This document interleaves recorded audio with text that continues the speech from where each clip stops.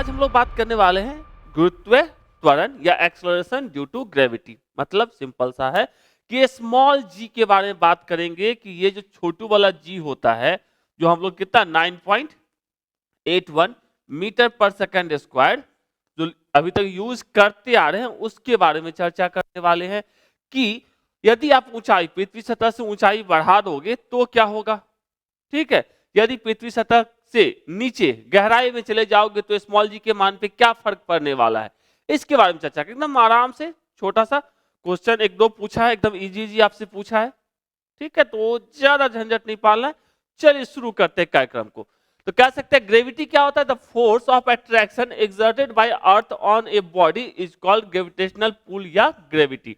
मतलब यह है कि पृथ्वी किसी वस्तु के ऊपर जो आकर्षण बल लगाता है, तो कह सकते हैं किसी पिंड पर या वस्तु पर पृथ्वी द्वारा लगाए गए आकर्षण बल को गुरुत्व बल या गुरुत्व कह सकते हैं ग्रेविटेशनल पुल या ग्रेविटेशनल फोर्स कहते हैं। सिंपल सा पृथ्वी है, इसके आसपास किसी को रख दोगे तो पृथ्वी क्या करेगा? इसको अपनी तरफ खींचेगा, खींचेगा है ना। तो किसको क्या कहें? ग्रेविटेशनल पुल कौन कर रहा है? अर्थ कर रहा है।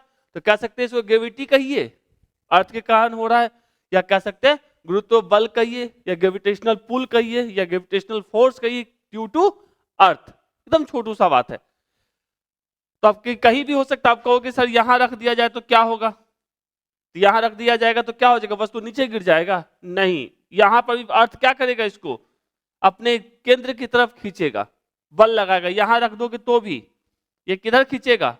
सेंटर की तरफ। यहां रहेगा कोई ऑब्जेक्ट तो भी पृथ्वी किधर खींचेगी? अपने केंद्र की ओर खींचेगी। ऐसा नहीं है कि नीचे यहां रख देंगे तो वो नीचे गिर जाएगा, ऊपर रखेंगे तो पृथ्वी के सतह पर टिका रहेगा। ऐसा नहीं, कहीं भी रहेगा। सारी वस्तुओं को पृथ्वी अपने किधर? केंद्र की ओर खींचती रहेगी, बल लगाती रहेगी। इसी बल को क्या कहेंगे? किसी वस्तु पर लगने वाला गुरुत्व बल या ग्रेविटेशनल पुल कहेंगे। एकदम छोटू सा चीज है। चलिए अब बारी बारी से बात करते हैं एक्सेलरेशन ड्यू टू ग्रेविटी, जिसके बारे में चर्चा करना है। गुरुत्वाकर्षण के कारण त्वरण या गुरुत्व त्वरण। Acceleration produced in the motion of a body under the effect of gravity. Gravity के कारण जो पृथ्वी बल लगा रही उसके कारण किसी बॉडी के अंदर जो एक्सेलरेशन आएगा, जो त्वरण आएगा, तो कह सकते हैं गुरुत्वाकर्षण के प्रभाव से किसी पिंड की गति में उत्पन्न त्वरण को गुरुत्व त्वरण कहते हैं। मतलब कोई बॉडी है, गुरुत्वाकर्षण का कारण क्या है? इसको जो ही हम यहाँ से छोड़ेंगे तो इसमें एक एक्सेलरेशन होगा। वो कितना होता है? नॉर्मली 9.81 हम लोग यूज करते हैं, 10 यूज करते हैं।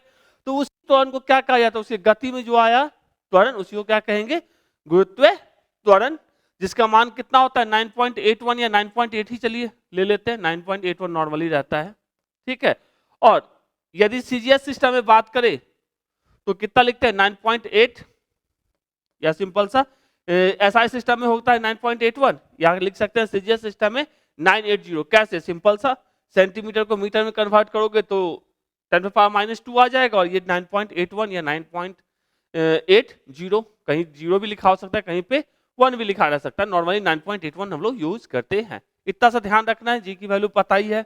ठीक है, तो पृथ्वी के कारण किसी वस्तु के गति में उत्पन्न त्वरण क्या कहलाएगा? गुरुत्व त्वरण कहलाएगा। तो कह सकते गुरुत्व प्रभाव से किसी गुरुत्वाकर्षण के प्रभाव से किसी पिंड की गति में उत्पन्न त्वरण को गुरुत्व त्वरण कहते हैं। या वस्तु के आकार, द्रव्यमान इत्यादि पर निर्भर नहीं करता है। जैसे ये है, ये मान लो 100 ग्राम का है, इसको छोड़ेंगे तो इसका भी त्वरण वही होगा। उसी तरह मान लो इस ब्लॉक को है, इसको हम छोड़ेंगे, इस पर भी त्वरण कितना होगा? 9.81 ही होने वाला है। ये नहीं कि उससे ज्यादा हो जाएगा। तो मतलब ना इसके आकार, दोनों का आकार अलग अलग है, फिर भी दोनों के लिए जी का मान क्या है? सेम है। ठीक है, दोनों का द्रव्यमान कह सकते हैं अलग अलग है, फिर भी दोनों के लिए जी का मान क्या है? सेम है। तो कह सकते हैं या आकार पे कह सकते हैं साइज, मास, आकार, द्रव्यमान इत्यादि पर निर्भर नहीं करता, या केवल स्थान पर निर्भर करता है। मतलब किस जगह पे बात हो रही है। ठीक है, ये द्रव्यमान कहाँ है? समुद्र तल पे है, पहाड़ पे है, गहराई में है, ऊंचाई में है, कहाँ है? उस पर निर्भर करता है जी का मान। इसके द्रव्यमान पर निर्भर नहीं करता है, इसके आकार पर निर्भर नहीं करता है। इतना सा ध्यान रखेंगे। सिंपल सा किस पर डिपेंड करता है? लोकेशन, वो कहाँ लोकेटेड है, इतना सा ध्यान रहेगा। जैसे मान लो ये पृथ्वी है, इस सतह पर रखेंगे तो जी का मान कितना? 9.81 मीटर पर सेकेंड स्क्वायर। यहाँ इससे ऊंचाई पे चले जाएंगे तो जी का मान कुछ और हो जाएगा, गहराई पे यहाँ चले जाएंगे तो जी का मान क्या हो जाएगा कुछ और, डेप्थ के लिए बात करें तो, हाइट के लिए बात करें तो जी का मान चेंज हो जाएगा। ठीक है, पृथ्वी पर कहीं पहाड़ है, कहीं समुद्र है, कहीं पे क्या है कह सकते हैं गड्ढा है ना, तो उसके वजह से क्या होगा उसका जी का मान बदलेगा। इसी के बारे में हम लोग चर्चा करने वाले हैं। ठीक है, ध्यान रखना है दूसरा चीज। सबसे पहले relation between small g and capital G. जैसे मान लिया ये अपने पास अर्थ है, ठीक है, तो इसका अपना एक मास होगा, मान लिया मास, इसके सतह के पास एक छोटा सा द्रव्यमान ले लेते हैं स्मॉल एम। ठीक है, तो गुरुत्व बल के कारण इसके ऊपर जो गुरुत्व बल लगेगा वो क्या लगेगा F इक्वल्स टू सिंपल सा वेट के कारण क्या लगेगा m इंटू जी। ठीक है, और चूंकि दो द्रव्यमान है तो दोनों द्रव्यमान की बात करें तो एकदम सतह के पास रखा गया तो इसकी दूरी कितनी होगी, कह सकते हैं इसकी त्रिज्या के बराबर, तो सतह के पास ही है तो त्रिज्या के बराबर, तो गुरुत्वाकर्षण बल कितना हो जाएगा G capital M small M divided by are square. R क्या है पृथ्वी की त्रिज्या है, यहां से एम साफ, तो स्मॉल जी इक्वल्स टू क्या हो जाएगा जी एम बाई आर का स्क्वायर। एम क्या है पृथ्वी का द्रव्यमान, आर क्या है या किसी पिंड का मतलब एम कह सकते हैं किसी ग्रह का द्रव्यमान, आर क्या है उसकी त्रिज्या है, और कैपिटल जी पता ही है ग्रेविटेशनल कांस्टेंट है। ओके, तो जी को इस तरीके से कैपिटल जी और स्मॉल जी में ऐसे रिलेट किया जा सकता है कि भैया small g is equals to capital G M divided by are square. इतना सा ध्यान रखना है, तो कह सकते हैं जी और कैपिटल जी में संबंध, suppose an object of mass small m situated at a negligible height from the earth surface. माना कि हम द्रव्यमान की एक वस्तु है पृथ्वी के धरातल से नगण्य ऊंचाई पर स्थित है। नगण्य का मतलब है कि आर की तुलना में ये जो ऊंचाई है बहुत ही कम है। मान लिया कैपिटल एम क्या है पृथ्वी का द्रव्यमान और आर क्या है रेडियस ऑफ द अर्थ। कह सकते हैं छोटू वाले पे पृथ्वी जो बल लगाएगा गुरुत्व बल कह सकते हैं, ठीक है, वो क्या होगा सिंपल सा m इंटू जी, और गुरुत्वाकर्षण दो द्रव्यमान के बीच में जो बल लगता है गुरुत्वाकर्षण बल ग्रेविटेशनल फोर्स वो क्या होता है कैपिटल जी एक का द्रव्यमान दूसरे का द्रव्यमान डिवाइडेड बाय दोनों के बीच की दूरी मतलब r। नगण्य दूरी नगण्य ऊंचाई का मतलब क्या हो जाएगा इस r के रिस्पेक्ट में इन दोनों के बीच की दूरी क्या हो जाएगी बहुत ही कम, तो सिंपल सा उसके साथ जोड़ते तो भी वो आर ही रहता। 1,00,000 करोड़ में 1 रुपया जोड़ेंगे तो क्या होगा, या जैसे मोदी जी के पॉकेट के पैसा के सामने अपना पैसा जोड़ेंगे तो क्या होगा, कुछ नहीं होगा वाला है, क्योंकि भैया उनके पास बहुत सारा पैसा है 5,000 करोड़ 10 लाख करोड़, मतलब ऐसे ही सबको देते रहते हैं। हम लोग के पॉकेट में क्या है अठन्नी चवन्नी, तो उनके सामने कुछ नहीं है, तो उसके जो ही उसके साथ जोड़ोगे तो अपना पैसा कहीं दिखेगा भी नहीं। उसी तरीके से पृथ्वी की त्रिज्या के सामने यदि इसकी ऊंचाई की बात की जाए तो नगण्य है, मतलब निग्लिजिबल है। तो सिंपल सा G equals to G M by are square, इतना छोटू सा याद रखना है, ठीक है। Next, uh variation in the value of acceleration due to gravity. अब जी के मान में वेरिएशन, सबसे पहला हम बात करें variation in the value of ji at earth surface, पृथ्वी तल पर जी के मान का विचलन। तो पृथ्वी तल आपको क्या लगता है पृथ्वी ऐसा गोलू सा है, गोलू सा नहीं होता है, ठीक है। ये पोल पे, ये इसका हो गया पोल, पोल पे ये थोड़ा सा चिपका हुआ मतलब पिचता मतलब ऐसे दबा हुआ है, ठीक है, और इक्वेटर पे कह सकते हैं ये थोड़ा सा फैला हुआ है। तो यदि हम यहां से यहां तक की बात करते, ये इसको यदि हम आरपी कहते,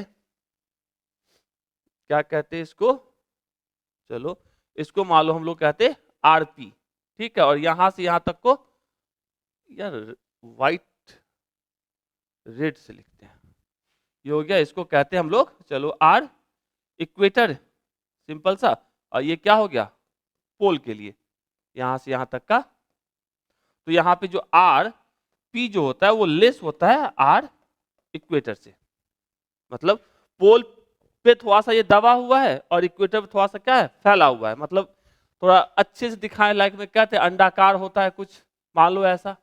अब तो साफ साफ दिख रहा है, तो यहां से ये हो गया आर इक्वेटर के लिए, और यहां से यहां तक की दूरी हो गई क्या आर पी, ठीक है।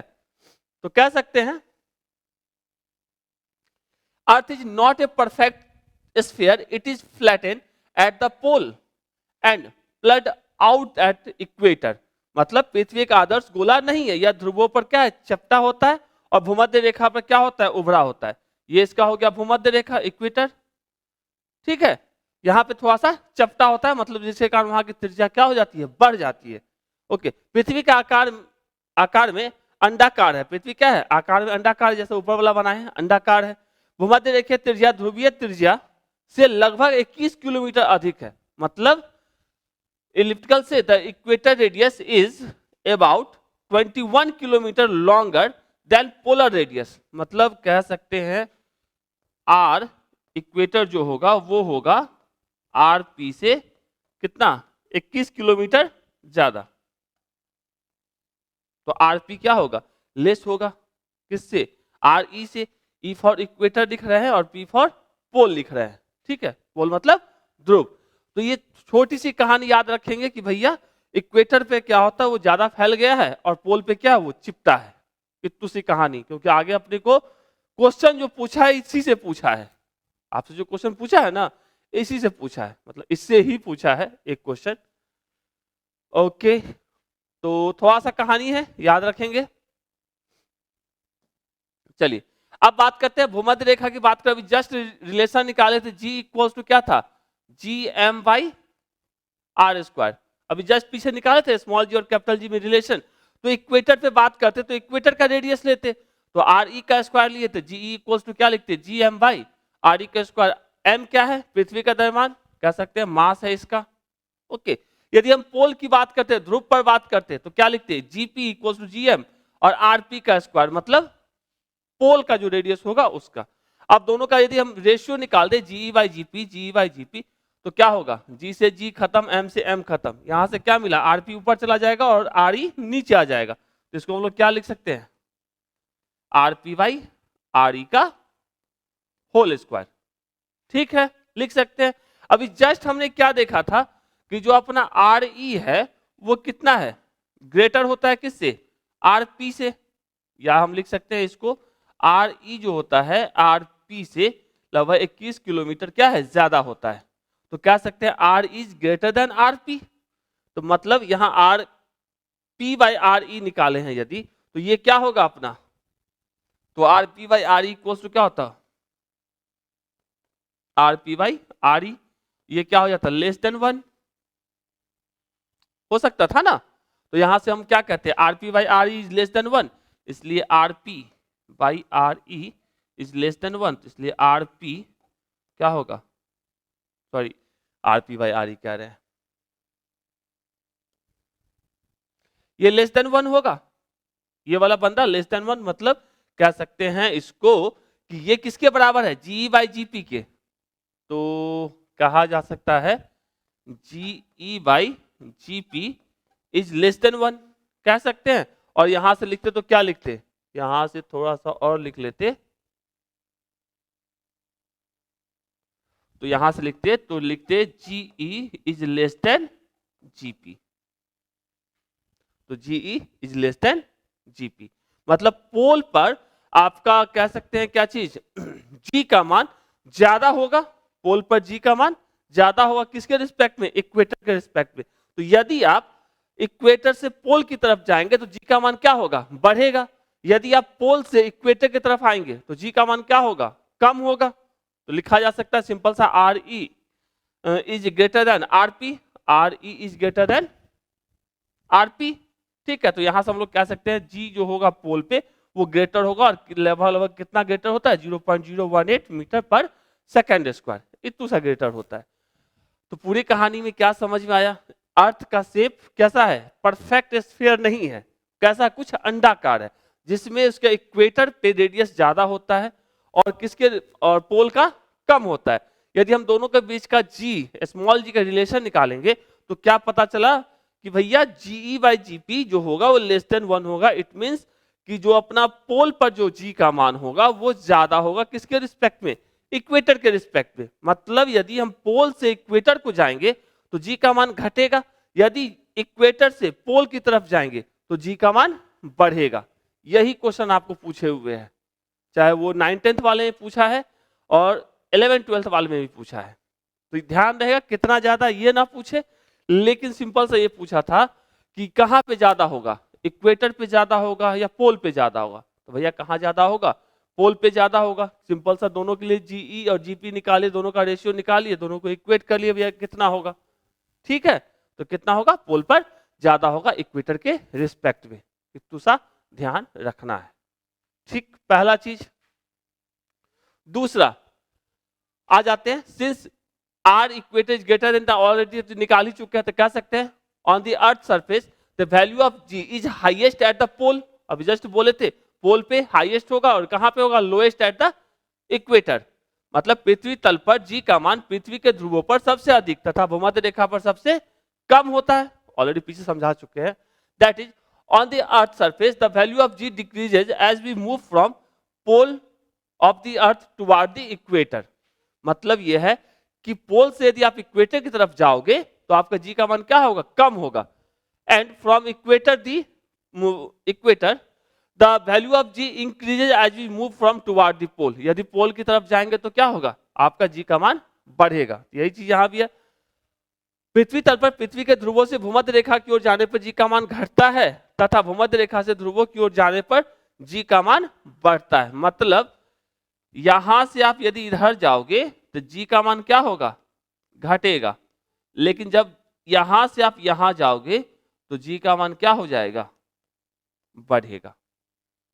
इतना सा चीज ध्यान में रखेंगे। Okay, next, effect of altitude या हाइट, ऊंचाई का प्रभाव। ऊंचाई के कारण आपका जी के मान पे क्या फर्क पड़ेगा। यदि पृथ्वी सतह से आप ऊंचाई, मतलब मान लिया एच ऊंचाई पे जाते हो, तो वहां पे आपका जी घटेगा या बढ़ेगा, ये भी पूछे हुए आपसे 2000 हमको लगता है 24 में ही पूछा है, इसमें एस्टेट वाले एग्जाम में। तो पृथ्वी की सतह पर गुरुत्वाकर्षण के कारण त्वरण सिंपल सा जस्ट पीछे निकाल चुके थे, G equals to capital G capital M divided by R square. Capital M क्या है, mass of the earth, R क्या है, रेडियस ऑफ द अर्थ, और जी तो पता ही है, स्मॉल जी तो पता ही है। अब पृथ्वी की सतह से एच ऊंचाई पे गुरुत्वाकर्षण की बात करें तो ये अपनी ये सतह है इसका, इससे हम एच ऊंचाई पे गए, ये कितना है, एच ऊंचाई पे है। तो मान लिया वहां का जी का मान क्या है, जी डैश, क्योंकि जी तो होगा नहीं।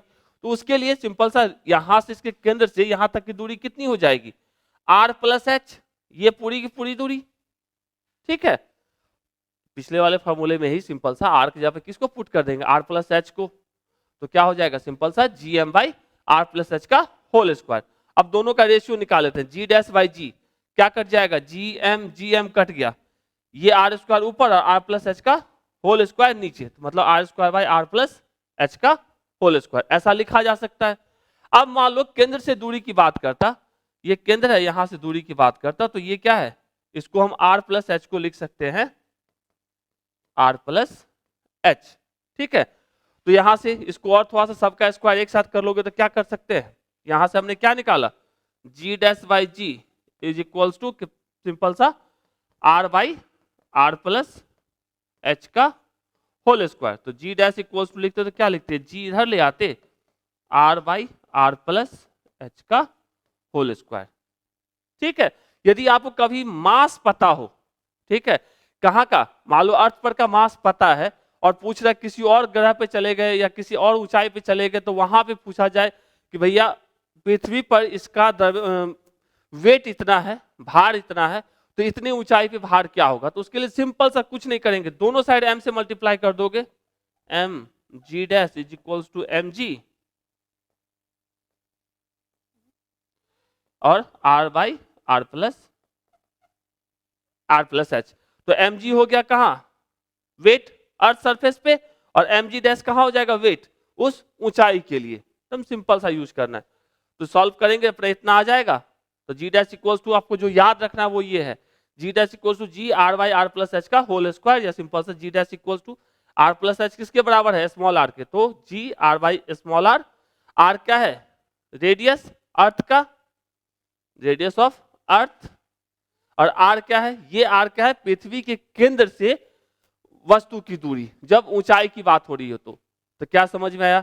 यहां से यदि आर की वैल्यू को बढ़ाओगे, आर का मान बढ़ा, केंद्र से वस्तु की दूरी बढ़ी, ऊंचाई के केस में सिर्फ केंद्र से वस्तु की दूरी बढ़ी, तो क्या होगा, जी का मान जो होगा वो कम होगा, यही होगा ना, यहां से क्या कह सकते हैं, जी डैश वो इन्वर्सली प्रोपोर्शनल किसके हो जाएगा, आर स्क्वायर के। मतलब जितना केंद्र से आप दूर जाओगे, ठीक, तो जी का मान क्या होगा, उतना कम हो जाएगा। मतलब पृथ्वी सतह से यदि हम जितना ऊपर जाते हैं, आपके जी का मान कम होता जाता है, क्योंकि आर के स्क्वायर का वो इन्वर्सली प्रोपोर्शनल है। आर क्या है, पृथ्वी के केंद्र से उस वस्तु की दूरी, सिंपल सा आर प्लस एच। सतह से पूछता तो एच के टर्म में लिखते, यदि सतह के टर्म में लिखते तो क्या लिखते, 1 बाई आर क्या है, आर प्लस एच का स्क्वायर। यहां से भी देखेंगे तो एच के रिस्पेक्ट में क्या इन्वर्सली प्रोपोर्शनल है स्क्वायर के, ठीक है।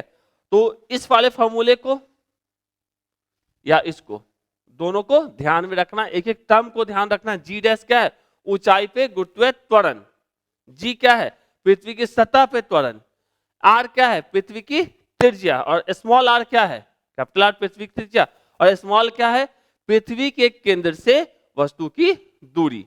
यदि हम एच के टर्म में लिखते तो एच क्या होता, कैपिटल आर तो पता ही है क्या है भैया, पृथ्वी की त्रिज्या या किसी भी ग्रह की त्रिज्या कह सकते हैं, और एच क्या है, सतह से ऊंचाई, हाइट।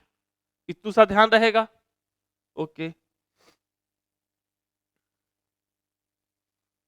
चलिए अब r plus r is greater than 1, तो कह सकते हैं सिंपल सा, अभी हमने क्या निकाला है पीछे, r प्लस एच ये होगा, वो क्या होगा, ग्रेटर देन 1 होगा। तो इट मीन्स कह सकते हैं ये, सॉरी ये तो लेस देन 1 हो जाएगा, तो इसमें कह सकते हैं ये पूरा का वैल्यू पूरा लेस देन 1, ठीक। तो g को किसी कम से मल्टीप्लाई करोगे तब जाके g डैश मिल रहा है, एक से कम से मल्टीप्लाई करेंगे, इसका मतलब क्या है, g डैश की वैल्यू ऐसे भी r से कम होगी। ऐसे ही पता भी चल रहा है कि भैया जितना हाइट पे जाएंगे जी डैश की वैल्यू कम होगी, मतलब ऊंचाई के साथ जी का मान घटेगा। तो यहां से कह सकते हैं G dash by ji is less than 1, इसलिए G dash is less than G, मतलब ऊंचाई के साथ आपका गुरुत्वीय त्वरण का मान घटेगा। इतु से कहानी तो कह सकते हैं as we go above the earth, above the surface of the earth, the value of g decreases। जैसे जैसे हम पृथ्वी की सतह से ऊपर जाते हैं जी का मान क्या होता है, घटता जाता है। अब r इक्वल्स टू इनफाइनाइट पे पहुंच जाओगे तो ये फॉर्मूला क्या निकाला हमने, क्या था भैया, जी डैश इज इक्वल्स टू क्या लिखते थे, जी और आर बाई आर का होल स्क्वायर। यदि r इंफिनिटी हो जाए मतलब r बाई इनफाइनाइट का स्क्वायर, तो ये क्या हो जाएगा, पूरा का पूरा जीरो। तो मतलब अनंत दूरी पे आप चले जाओ r इक्वल्स टू इन्फिनिटी पे, g डैश की वैल्यू क्या हो जाएगी, जीरो हो जाएगी। r की वैल्यू इनफाइनाइट डाल दो, केंद्र से दूरी क्या हो जाएगा, पूरा पूरा 1 बाई इन्फिनिटी क्या होता है, जीरो होता है। उसी तरह से यदि if h is very less than r, r के तुलना में h का मान बहुत कम हो, जैसे मान लो h बोल दिया 1 किलोमीटर, आर की वैल्यू कितनी हो, 64,000 किलोमीटर, 6,400 किलोमीटर होता है रेडियस, उसके सामने 1 किलोमीटर कोई मायने नहीं रखता है। तो वैसा केस जब h का मान r की तुलना में बहुत कम हो, उस टाइम में r प्लस एच को हम लोग क्या लिख सकते हैं, सिंपल सा, तो यहां से h जब बहुत ही छोटा हो किससे, r की तुलना में, तो सिंपल सा g equals to r by are plus h already पहले कर चुके हैं। ये पावर क्या है, 2 है, इसको यदि पलट दो, r को नीचे ले आओ, इसको ऊपर ले जाओ, तो इसके पावर को क्या करना पड़ेगा, -2 करना पड़ेगा, ठीक है। अब इसको r से r काटेंगे, दोनों को सेपरेट करोगे तो क्या लिख सकते हैं, r by are plus h by are, तो ये r से r कट के क्या मिल गया, 1, तो 1 प्लस एच बाई आर। थोड़ा बहुत यदि बाइनोमियल थ्योरम सुने होंगे वहां से इसको अंदर लाया जा सकता है, तो ये हो जाएगा 1 माइनस 2h बाई आर, ठीक है। माइनस कहां जाएगा, अंदर जाएगा। कौन से केस के लिए, जब h का मान r से बहुत छोटा हो। ये जल्दी केस मिलेगा नहीं, लेकिन यदि मिलता है तो उस टाइम में हमेशा आपको ये देखना है कि कोई फॉर्मूला लगाने से पहले h और r में कितना का अंतर है, बहुत ज्यादा का अंतर है, बहुत छोटा है h r से, तो किसको लगाएंगे। यदि बराबर है, स्वाभाविक से मतलब कंपेरेटिवली कह सकते हैं, एक है 6400 किलोमीटर और दूसरा मान लो है आपको 1000 किलोमीटर, तो उस टाइम में हम ये वाला फॉर्मूला लगाएंगे r प्लस एच वाला, ठीक है। और यदि दूसरा फॉर्मूला ऐसा रहता है, एक होता 1 किलोमीटर, एक होता 6400 किलोमीटर, उस टाइम में किस फॉर्मूले को लगाएंगे, सिंपल सा g equal to 1 minus 2h by r को। ध्यान रखना है, दोनों अलग अलग चीजें हैं, ठीक है, याद रहेगा। चलिए अब कह रहे हैं इफेक्ट ऑफ डेप्थ, गहराई का प्रभाव। अब यदि हम पृथ्वी की सतह से नीचे की तरफ जाएंगे, गहराई का मतलब क्या है, पृथ्वी की सतह से नीचे डेप्थ में जाएंगे, तो मान लिया ये सतह से हम नीचे ये डेप्थ में जा रहे हैं, कितना डेप्थ में जा रहे हैं, डी डेप्थ में जा रहे हैं, ठीक है। तो डी डेप्थ में उसका जी का वैल्यू क्या होगा, सिंपल सा acceleration due to gravity at the surface of earth, already हमको पता है क्या होता है, small g is equals to capital G M by are square, ये ऑलरेडी पहले पढ़ चुके हैं, तो इसको ठीक। अब मास को कैसे लिखा जाता है, ऑलरेडी से पहले भी कई बार यूज किए हैं, डेंसिटी इज इक्वल्स टू होता है मास पर यूनिट वॉल्यूम, तो मास इक्वल्स टू क्या लिख सकते हैं, डेंसिटी इनटू वॉल्यूम, ठीक है। क्योंकि हम लोग सारा कहानी कर रहे हैं ये मान के कि अर्थ एक स्फीयर है, ठीक है, एक गोला है। नॉर्मली पहले कहोगे कि सर पहले वाले में तो आप बोल दिए कि अर्थ स्फीयर नहीं है, आप बोल रहे हैं कि अर्थ स्फीयर है, अब कैलकुलेशन के लिए अपने को अर्थ को स्फीयर के मान के काम करना पड़ेगा। तो भी वॉल्यूम क्या होता है स्फीयर का, 4/3 पाई आर क्यूब, ठीक है, डेंसिटी इंटू वॉल्यूम मास, इसको हम लाके यहां चिपका दिए, डेंसिटी इंटू वॉल्यूम, ठीक है, वॉल्यूम 4/3 पाई आर क्यूब।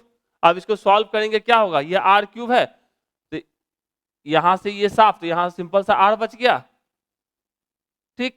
तो जी सिंपल सा इसको लिख सकते हैं 4/3 पाई रो जी इंटू आर, यहां का आर, ये इक्वेशन 1 हो गया किसके टर्म में, डेंसिटी के टर्म में, किसके टर्म में, डेंसिटी के टर्म में।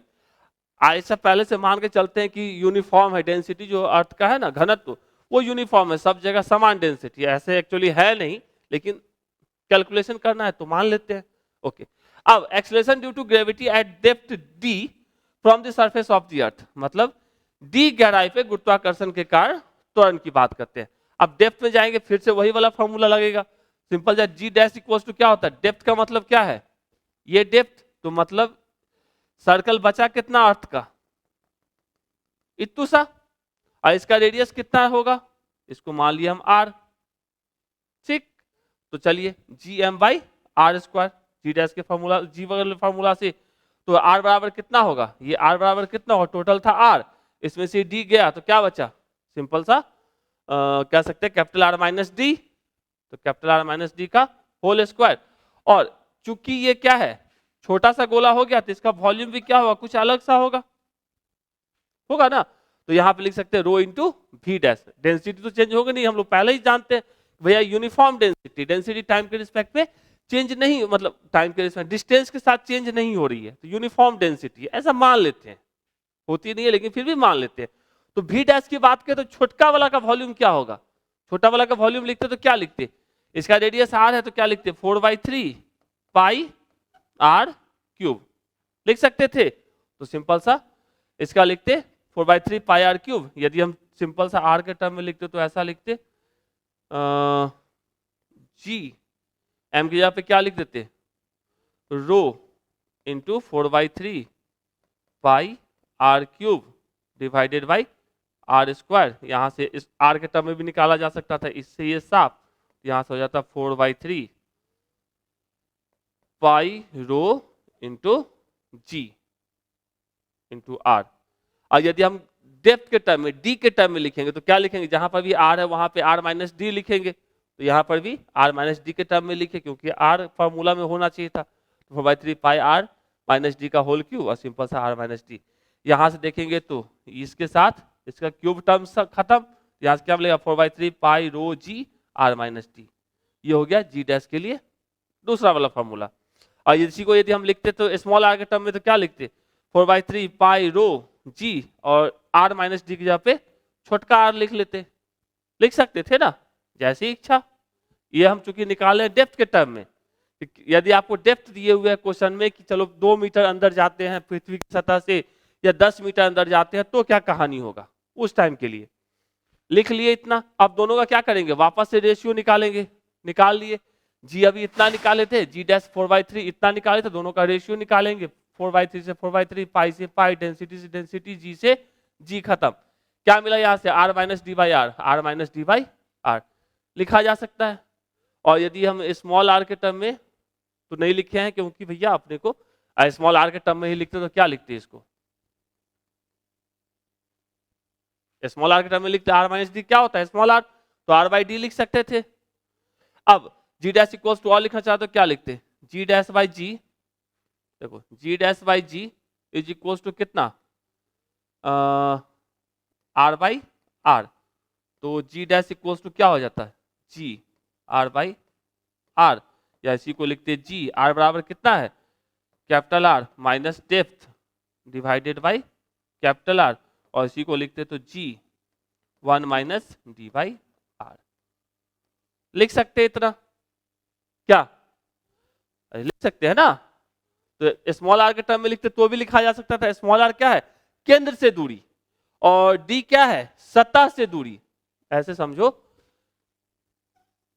ये केंद्र है इसका, केंद्र से यदि हम इस डेप्थ की बात करें तो ये स्मॉल आर है, ठीक है, और इसी का यहां से सतह से दूरी की बात करते तो ये डी है।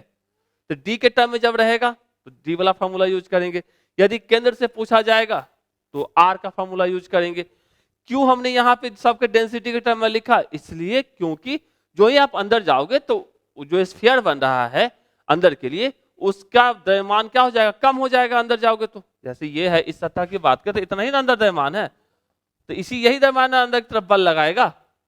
इसके लिए जो वॉल्यूम निकला उसको क्या बोले? वी डैश, और बाहर वाले के लिए वी। लेकिन सब के लिए डेंसिटी क्या रहेगी? सेम रहेगी, घनत्व तो क्या रहेगा? समान रहेगा। तो इस तरीके से हमने निकाला कौन सा formula? Ji dash equals to ji are by r. और याद होगा ये किसके लिए है? डेप्थ के लिए है। और याद होगा अभी जी डैश हमने किसके लिए निकाला था? हाइट के लिए क्या था? सिंपल सा जी आर बाई स्मॉल आर का स्क्वायर, यही निकाले थे ना? याद है? भूल गए तो थोड़ा क्वेश्चन में आने से पहले थ्योरी को अच्छे से पढ़िए, तो क्वेश्चन तो एकदम दनदनाते हुए बनेगा। आर बाई आर, तो ये हो गया दूसरा फॉर्मूला। इसको आप ध्यान में रखो, चाहे इसको ध्यान में रखो, या सिंपल सा कह सकते हैं इसको आप ध्यान में रखो। सब एक ही चीज लिखा हुआ है अलग अलग तरीकों से। तो कह सकते हैं सिंपल सा जी डैश बराबर कितना आया?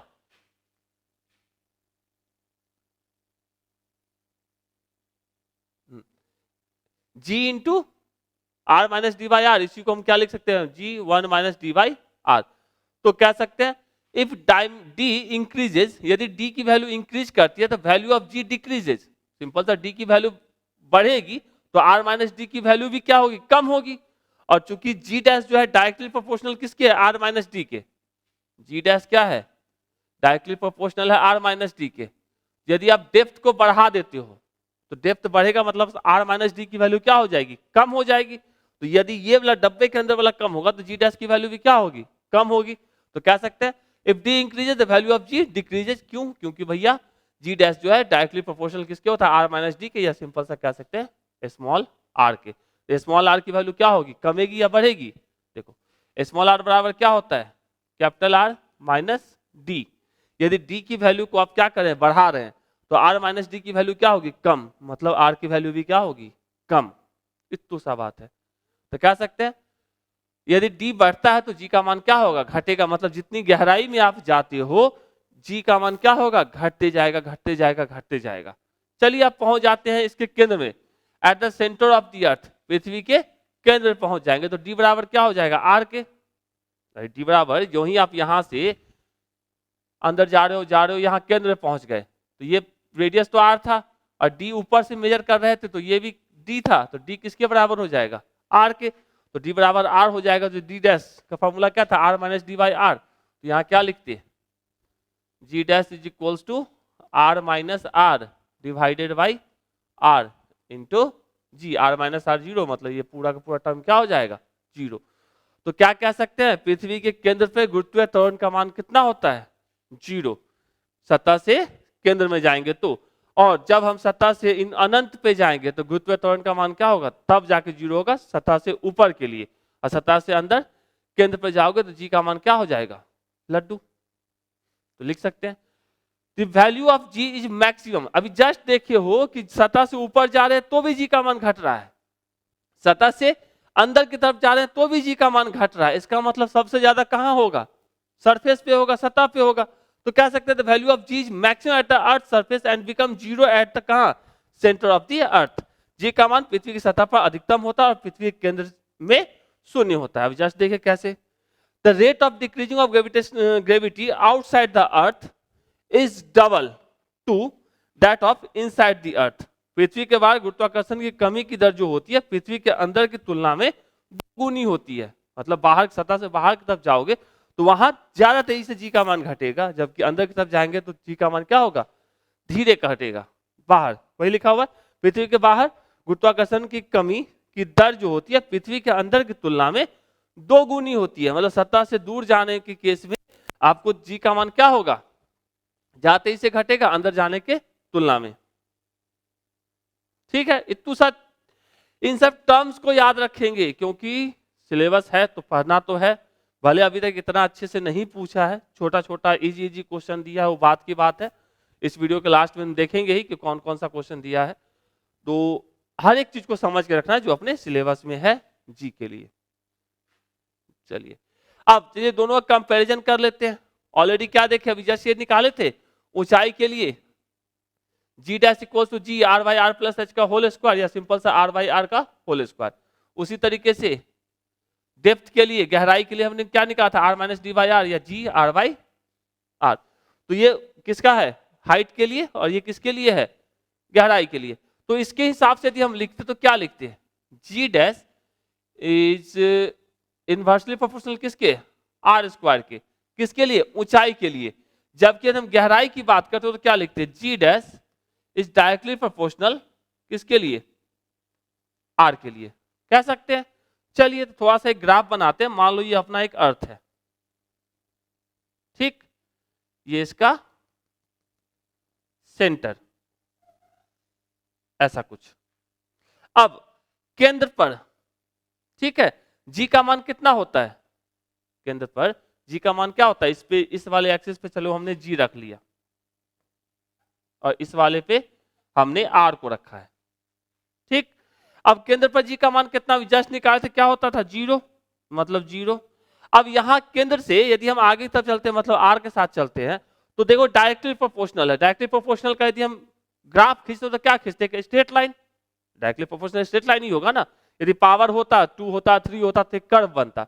ये डायरेक्टली जैसे y इक्वल्स टू mx, इसका ग्राफ कैसा होता है, या y इक्वल्स टू x का ग्राफ कैसा होता है, कि स्ट्रेट लाइन होता है, कैसा होता है, ऐसा वाला, ठीक है। तो यहां पे जो होता पृथ्वी की सतह तक, ये अपने पृथ्वी की सतह है, ठीक है, यहां तक क्या होता, ये स्ट्रेट लाइन चलता, ठीक। अब सतह पे पहुंचे, सतह से ऊपर जाएंगे तो किसको फॉलो करना है, G dash is inversely proportional to R square. मतलब आर की वैल्यू बढ़ेगी तो जी का मान कम होगा। मतलब क्या है, अब जी का मान घटना शुरू हो जाएगा। और चूंकि इसका ग्राफ की बात करें, आर स्क्वायर की ग्राफ क्या होगा, एक कर्व बनेगा। एक कर्व बनाते हुए इसको खींच लेंगे, ठीक है। तो यहां पे जो जी डैश होगा वो इनवर्सली प्रोपोर्शनल होगा आर स्क्वायर के, और यहां पे यदि हम जी डैश की बात करें वो डायरेक्टली प्रोपोर्शनल होगा आर के। और मैक्सिमम वैल्यू कहां पे मिलेगा, कह सकते हैं सिंपल सा, आर पे आपको जी क्या मिलेगा, मैक्सिमम, जी जो मिलेगा मैक्सिमम। यही ग्राफ आपको 2024 के एस्टेट में शायद पूछा है, ये वाला ग्राफ। तो वहां पे भी हमने समझाया है, फिर से अभी समझा दे रहे हैं ग्राफ को। ये जो होगा स्ट्रेट लाइन सीधा जाएगा कहां से, ओ से लेके इस वाले पॉइंट तक। मान लो इस पॉइंट को हमने नाम दे देते हैं क्या चीज, मान लो पी पॉइंट दे देते हैं। तो ओ से लेके पी तक स्ट्रेट लाइन, और पी से आगे जब जाएगा फिर से जी का मान कम होना शुरू होगा और वो एक कर्व की तरह चलेगा, ऐसा घटते घटते। तो सबसे ज्यादा कहां मिलेगा, इसके सरफेस पे। रेडियस कितना, आर के बराबर, स्मॉल आर किसके बराबर होगा, कैपिटल आर के बराबर, तब सबसे ज्यादा मिलेगा। समझे यहां तक की कहानी। ये था आपका ग्रेविटेशन की कहानी। जी का मान क्या वेरिएशन, हाइट के साथ, डेप्थ के साथ, और पृथ्वी के अलग अलग सतहों पे चले जाए, मतलब उसके इक्वेटर पे चले जाए या पोल पे चले जाए, तो क्या होने वाला है। ये दोनों ऑलरेडी अच्छे से प्रूफ कर चुके हैं, जी बराबर आर बाई आर का होल स्क्वायर, और ये जी डैश बराबर जी आर बाई आर। ये किसके लिए है, डेप्थ के लिए लिख लो, और ये किसके लिए है, हाइट के लिए। क्या लेते हैं, हाइट बढ़ेगा तो जी का मान कम होगा, डेप्थ बढ़ेगा जी का मान फिर भी कम होगा। ठीक है,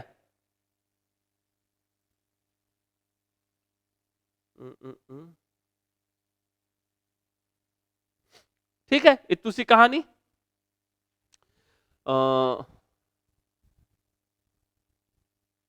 चलिए रेडियस के साथ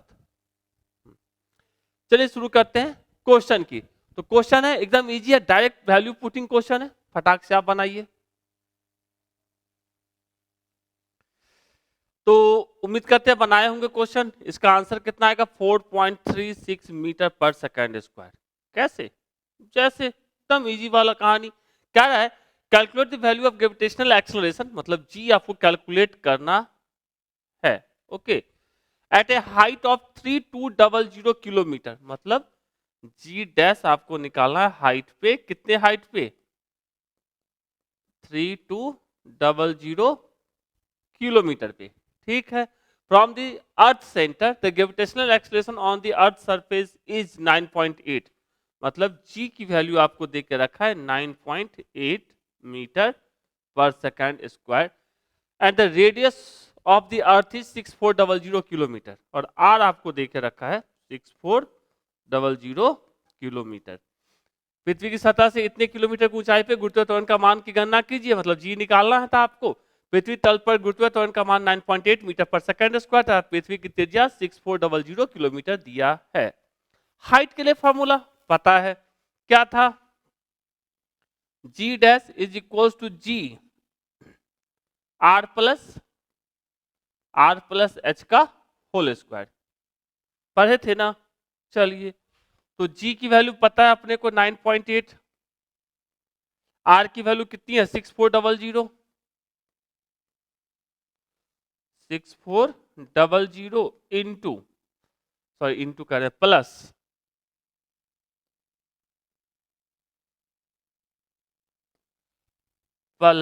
कितना है 3200। अब कहोगे सर यहाँ पे किलोमीटर है, इसको मीटर में बदले या नहीं बदले। देखो, अब बदलोगे तो भी वही बात रहेगा, नहीं बदलोगे तो भी वही बात रहने वाला, कोई फर्क नहीं पड़ने वाला है। ठीक है, तो मत बदलो, क्योंकि रेशियो है तो कट के तो क्या हो जाएगा, किलोमीटर है, मीटर है, सेंटीमीटर, सब बदल जाएगा का स्क्वायर। इसको लिख सकते हैं 9.8 6400 डिवाइडेड बाई ये कितना हो जाएगा 6900, 1212। अब यदि इसका हम रेशियो लेते हैं तो 64, ये स्क्वायर है ना, तो 64 डिवाइडेड बाई कितना 96, ये आ जाता है कितना 2/3, 9.8 2/3 का स्क्वायर। ये कह सकते हैं 9.8 इंटू 4/9। तो सॉल्व किया जाए तो 9.8 इंटू 4 इतना डिवाइडेड बाई 9, ये आ जाएगा कितना 4.35 समथिंग समथिंग। तो आंसर कितना आ जाएगा 4.35। किसमें था, ये अपना था 9.8 मीटर पर सेकंड स्क्वायर में, मीटर पर सेकंड स्क्वायर। क्या आता, एकदम आसान सा था, डायरेक्ट फार्मूला को यूज करना था, इजी। नेक्स्ट, ये क्वेश्चन है, a body of weight 72 newton, पढ़िए बनाइए सटाक से। बनाने के बाद आपको आंसर बी आना चाहिए, 32 न्यूटन आ गया तो अच्छी बात है। क्या कह रहा है, पृथ्वी की सतह पर एक पिंड का वजन 72 न्यूटन है। वजन, वेट मतलब क्या है, W आपको दे के रखा है, मतलब वेट का मतलब क्या होता है mg, और ये कितना है 72 न्यूटन। ठीक है, the body weight of weight 72 newton on the surface of earth, what is the gravitational force on it at a height equal to the half of radius of the earth. मतलब height पे लेके जाना है और height कितना होना चाहिए, radius का हाफ, मतलब h इज इक्वल्स टू कितना, r बाई 2 पे। आपको पूछ रहा है वेट कितना होगा, इस गुरुत्वाकर्षण बल कितने, गुरुत्वाकर्षण बल बोलिए या वेट बोलिए एक ही बात है। तो फॉर्मूला लगाते हैं वापस से, बताइए क्या होता है। G dash is equals to कितना, जी क्या लिखते, R by are plus H का होल स्क्वायर। जी नहीं पता है तो लोग क्या करते हैं, देखो कभी भी मास चेंज नहीं होता, तो एक काम करते हैं दोनों साइड हम मास से मल्टीप्लाई कर देते हैं। तो जैसे डब्ल्यू डैश की बात करते हैं तो ये क्या होता है, एम इंटू जी डैश, तो एम से मल्टीप्लाई कर दो दोनों साइड, एम जी, और आर तो आर है, और आर और एच बराबर क्या है, आर बाई 2। ये अपना एम जी डैश तो मतलब डब्ल्यू डैश, ये अपना हो गया डब्ल्यू एम जी, और ये हो गया कितना, 2 ऊपर चला जाएगा, 2 + 1 3, मतलब इसको सॉल्व करेंगे तो ये आ जाएगा 2 बाई 2 ऊपर जाएगा, 2 + 1 3, सॉल्व करेंगे आ जाएगा, आर से आर साफ हो जाएगा। और डब्ल्यू की वैल्यू कितनी है, 72 इंटू 4/9, तो 9 से काटेंगे तो 8 9 72, 8 टाइम्स कट जाएगा, तो ये हो जाएगा 32 न्यूटन, 32 न्यूटन। तो इसमें क्या देखने को मिला एक्स्ट्रा में, यदि कभी वेट की बात करें तो सिंपल सा दोनों साइड मास से मल्टीप्लाई कर दीजिए, एक साइड बन जाएगा उस जगह पे जिस जगह पे आपको पूछा जा रहा है, और दूसरा सरफेस के लिए mg की कहानी, तो ये mg बन गया w और mg डैश बन गया w डैश, इजिली सॉल्व कर सकते हैं। ठीक है, नेक्स्ट इसको बनाइए, उसी तरीके का ये भी क्वेश्चन है, बनाइए। चलिए तो अब जब बनाओगे आप तो इसका आंसर कितना आना चाहिए, ए आना चाहिए। यदि आ गया तो अच्छी बात है, नहीं आया तो बहुत अच्छी बात है। तो क्या कह रहे हैं, बॉडी ऑफ वेट कितना, 200 न्यूटन, तो 200, ये क्या कर रहे हो भैया तुम जाओ, अरे चलिए, तो बॉडी का वेट दे के रखा है, कितना दिया है, 200 न्यूटन, वेट का मतलब सिंपल सा m इंटू जी, ठीक है। How much will its weight weight half way down to the centre of the earth, मतलब यदि डेप्थ की बात करें तो डेप्थ कितना होता, r/2, हाफ कह रहा है, सेंटर से हाफ डिस्टेंस।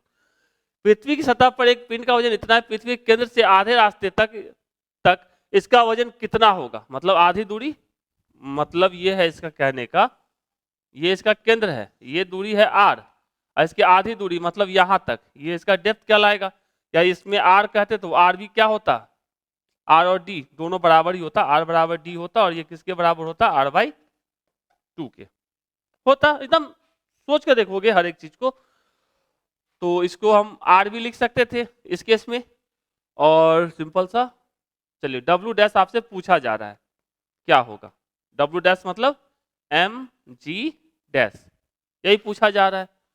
चलिए तो फॉर्मूला अपने को पता है, g डैश इक्वल्स टू क्या होता है, सिंपल सा g r/r, या इसी को लिखते थे हम लोग क्या चीज, g r minus d divided by r, याद है ऐसा ही कुछ लिखते थे। तो यहाँ पे r और d दोनों बराबर होगा, ऐसे भी दोनों में से कुछ भी पुट कर दो सेम ही कहानी होने वाली है।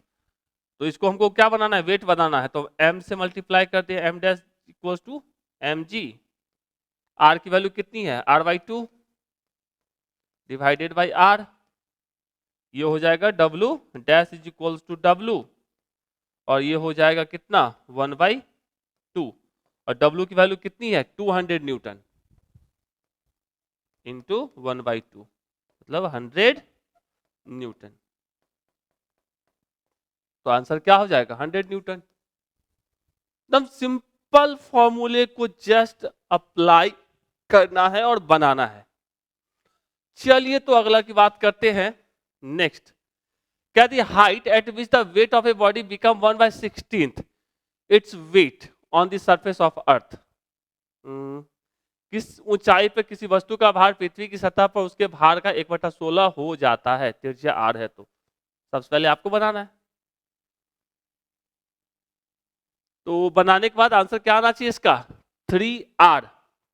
क्या करेंगे, यूं करेंगे तो कहते हैं height eight which the weight of a body become 1/16 its weight on the surface. तो मान लो सरफेस पे वेट कितना है m इंटू जी, डब्ल्यू है आपका, और कह रहा है हाइट पे इक्वल्स टू मतलब कह सकते हैं एम जी डैश, और कितने हाइट पे ये पूछ रहा है, और कह रहा है जो वेट है 1/16 हो जाता है किसका, इट्स वेट ऑन सरफेस, मतलब 1/16 कह सकते हैं डब्लू का। सरफेस पे वेट कितना है डब्लू, डब्लू का क्या है 1/16 हो गया। लगा दो फॉर्मूला वापस से, हाइट के लिए क्या होता है formula ji dash equals to G, क्या होगा R by are plus H का होल स्क्वायर। तो जी डैश चलो को मास में बदल लेते हैं, तो सिंपल सा M G dash is equals to M G are by are plus H का whole square. M G dash किसके बराबर है 1/16 डब्लू, और एम जी किसके बराबर होगा डब्लू के। समझ रहे हैं भावनाओं को, एकदम भावनाओं के साथ चलना है। डब्लू ये हो गया r by are plus H का होल स्क्वायर। ये डब्लू से डब्लू साफ, स्क्वायर इस साइड आ जाएगा तो क्या हो जाएगा 1/16 पे power 1/2 is equals to r by are plus H.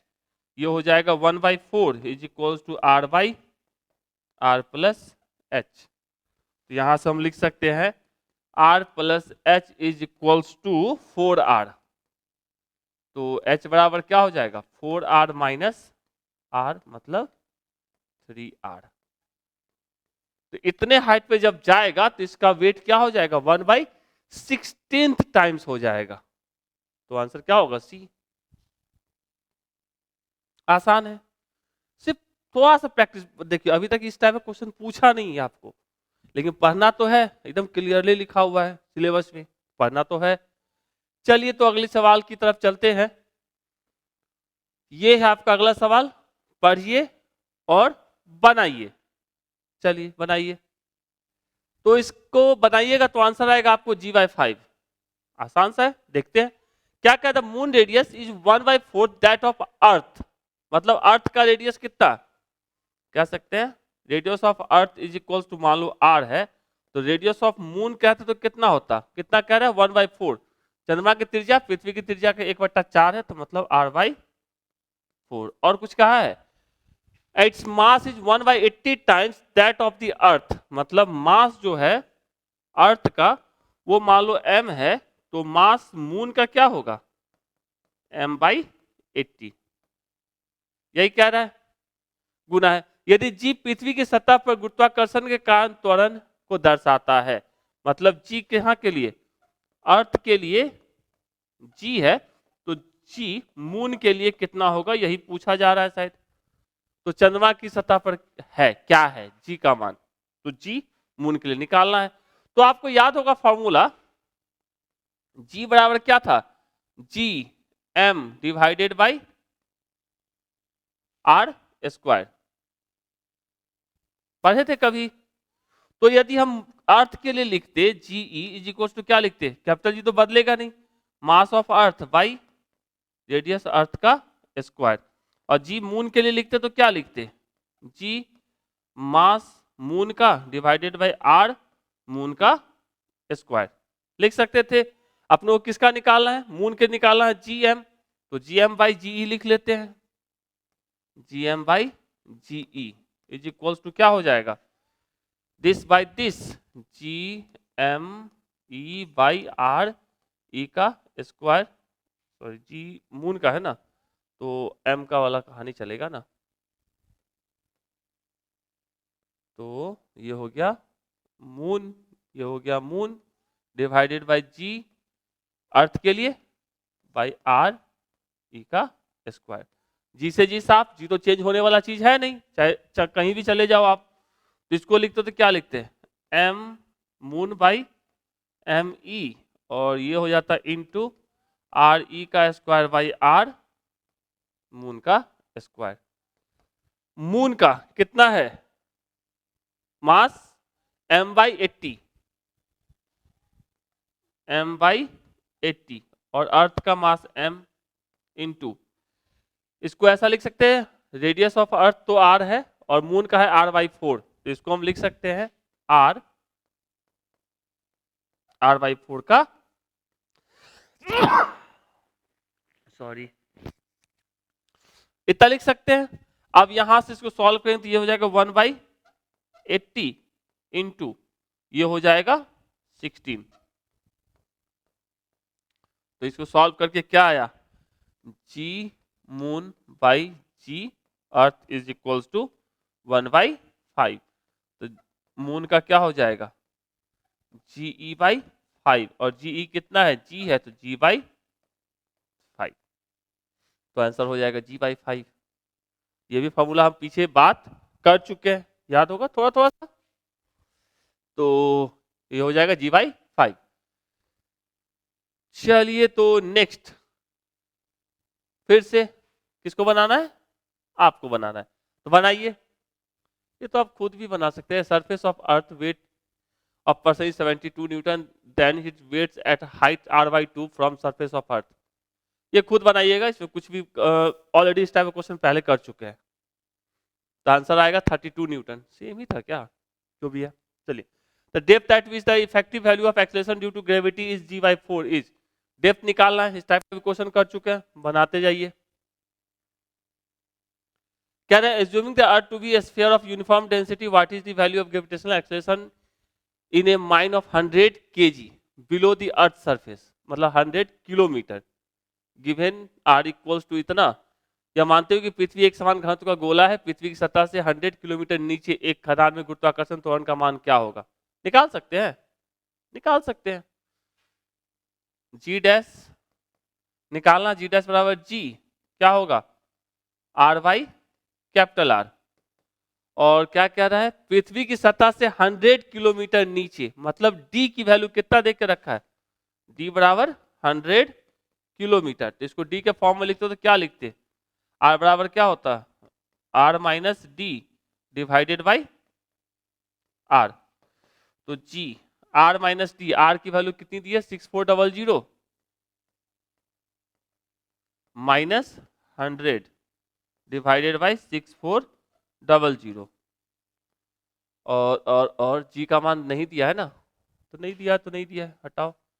और ये कितना हो जाएगा 6300 divided by 6400, cut cut cut cut. G की वैल्यू 9.81 इंटू 63 बाई 64 कर लेते हैं कैलकुलेट। जी का मान देना चाहिए था, नहीं दिया तो नहीं दिया है।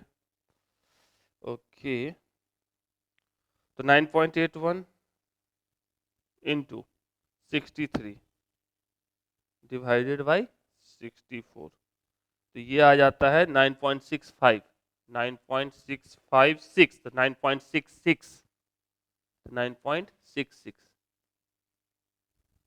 9.66, तो लिख सकते हैं इसको 9.66 मीटर पर सेकेंड स्क्वायर। कुछ भी ऐसा नहीं था जो आपको बताया नहीं जा चुका है, ट्राई करना है। Okay, next, can I imagine a new planet having the same density as that of the Earth, but it is 3 times bigger than Earth in size. If the acceleration due to gravity on the surface of Earth is g, and that on the surface of new planet is g dash, then एक नए ग्रह की कल्पना करें जिसका घनत्व पृथ्वी के समान है, ठीक है, लेकिन यह आकार में पृथ्वी से क्या है 3 गुना बड़ा है, मतलब उसका रेडियस कह सकते हैं 3 गुना ज्यादा है। ओके, यदि पृथ्वी की सतह पर गुरुत्वाकर्षण का कारण त्वरण जी है, तो नए ग्रह की सतह पर गुरुत्वाकर्षण जी डैश क्या होगा, ट्राई कीजिए खुद से पहले, आंसर आना चाहिए डी।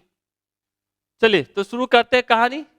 एक प्लेनेट है हैविंग द सेम डेंसिटी, मतलब अर्थ की जो डेंसिटी है वही एक नए ग्रह की कल्पना करें जिसका घनत्व तो पृथ्वी के समान है, लेकिन यह आकार में पृथ्वी से क्या है 3 गुना बड़ा है। मतलब रेडियस यदि हम अर्थ की बात करें वो यदि वो आर है, तो रेडियस किसी प्लेनेट की बात कर रहा है वो 3 गुना बड़ा है, मतलब 3 आर रेडियस उसका हो जाएगा। एकदम सिंपल सा। हम लोग क्या जानते हैं, जी बराबर क्या पढ़े थे, G M divided by are square पढ़े हैं। इसको मास को डेंसिटी में कन्वर्ट करना बताए थे, याद होगा कुछ। जी क्या लिख सकते हैं डेंसिटी में कन्वर्ट करने के लिए, density into volume rho into V divided by are square. और याद होगा थोड़ा सा, डेंसिटी तो डेंसिटी है, और वॉल्यूम को क्या लिखते थे 4/3 pi are cube divided by are square. याद है कुछ, कर चुके हैं पहले। अब इसको यदि काटा जाए तो क्या मिलेगा अपने को, जी रो इंटू 4/3 पाई आर, और नीचे का तो साफ ही हो जाएगा, यही होगा ना, रो 4/3 पाई आर, क्योंकि स्क्वायर के साथ क्यूब साफ हो गया। तो इसको और लिखते तो क्या लिखते 4/3 पाई रो जी are, pi row ji are, इतना। तो ये किसके लिए, जी के लिए हो गया। अब दोनों के लिए अलग अलग कहानी कर लेते हैं। तो देखो यहां पे क्या कह रहा है कि डेंसिटी, देखो यहां पे 4/3 कांस्टेंट, पाई कांस्टेंट, डेंसिटी कह रहा है कांस्टेंट, जी कांस्टेंट। तो बदला कौन है, सिर्फ आर। तो यहां से हम ये लिख सकते थे, तो जी होगा वो डायरेक्टली प्रोपोर्शनल किसके होगा, आर के। तो जी किसके लिए, प्लेनेट के लिए। हम लिखते तो क्या लिखते, सिंपल सा बाई जी किसके लिए, अर्थ के लिए, अर्थ के रिस्पेक्ट में दिया है ना। तो हम क्या लिखते, डायरेक्टली प्रोपोर्शनल है ये आर के, तो प्लेनेट के लिए 3R डिवाइडेड बाई आर। तो सिंपल सा ये क्या हो जाएगा, जी प्लेनेट इक्वल्स टू क्या हो जाएगा 3G अर्थ, मतलब 3G। मतलब ये रिलेशन ऑलरेडी हम लोग पहले बात कर चुके हैं, निकाल के आपको हम दिखा चुके हैं ये वाला रिलेशन डेंसिटी वाला। इससे निकालिए, इसमें 4/3 कांस्टेंट, पाई कांस्टेंट, रो कांस्टेंट, जी कांस्टेंट, वेरिएबल क्या है आर है, कैपिटल आर, रेडियस। तो उसी के रिस्पेक्ट में हमने बना लिया, सिंपल सा क्या आ जाएगा यहाँ पे। तो यदि हम कहते हैं जी प्लेनेट के लिए क्या हो जाएगा 3G, तो जी dash equals to 3G। Easy था, इसमें थोड़ा सा कॉन्सेप्ट अलग लगा था। ओके चलिए next question. A body of mass 500 gram is thrown upward with a velocity 20 meter per second and reaches back to the surface of a planet after 20 seconds. Then the weight of the body on that planet is, weight निकालना है। तो weight कब निकलेगा, जब आपको acceleration पता होगा तब। तो सबसे पहले इसके अंदर काम करना है, आपको एक्सेलरेशन निकालना है, ठीक है। और उसके बाद m मास देख के रखा है, उस एक्सेलरेशन से मल्टीप्लाई कर दोगे आपको निकल जाएगा। बनाइए। चलिए बात करते हैं, क्या कह रहे हैं, मास कितना है 50 gram is thrown upward with a velocity of 20 metre per second. मतलब मास आपको देख के रखा है, कितना दिया है 500 ग्राम, ठीक है। इसको हम लिख सकते हैं 0.5 किलोग्राम, ठीक है। ग्राम के पिंड को वेग 20 मीटर पर सेकंड से ऊपर की ओर फेंका जाता है। तो कह सकते हैं इनिशियल वेलोसिटी कितना 20 मीटर पर सेकंड से ऊपर की ओर फेंका जाता है। 20 सेकंड पश्चात यह पिंड ग्रह की सतह पर वापस आ जाता है। बहुत अच्छा। तो पिंड का ग्रह पर भार कितना होगा, ऐसे समझो ये है, इसको ऊपर की तरफ फेंका गया, u बराबर कितने से 20 मीटर पर सेकंड से, ठीक है। ये ऐसे गयो और ऐसे घूम के वापस आ गया, इसमें इसको टाइम लगा 20 सेकंड का। तो यहां तक जाने में कितना टाइम लगेगा 10 सेकंड, यहां से ऊपर जाने में 10 सेकंड लगेगा। तो यहां की वेलोसिटी कितनी होगी, हाईएस्ट पॉइंट वेलोसिटी कितना 0।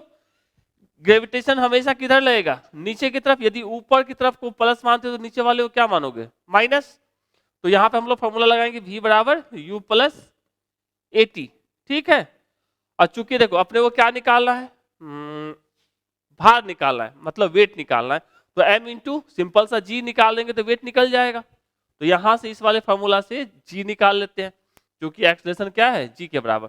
तो फाइनल वेलोसिटी 0, इनिशियल वेलोसिटी ऊपर वाले को पॉजिटिव मानते हैं 20 प्लस जी का डायरेक्शन नीचे है तो निगेटिव में माइनस जी, और टाइम यहां से यहां तक जाने में कितना टाइम लगा 10 सेकेंड। तो यहां से जी बराबर लिखते तो कितना होता है 20/10 मतलब 2 मीटर पर सेकेंड स्क्वायर। काम खत्म। वेट बराबर क्या लिखते हैं m इंटू जी, एम की वैल्यू है 0.5 इंटू 2 मतलब 1 न्यूटन।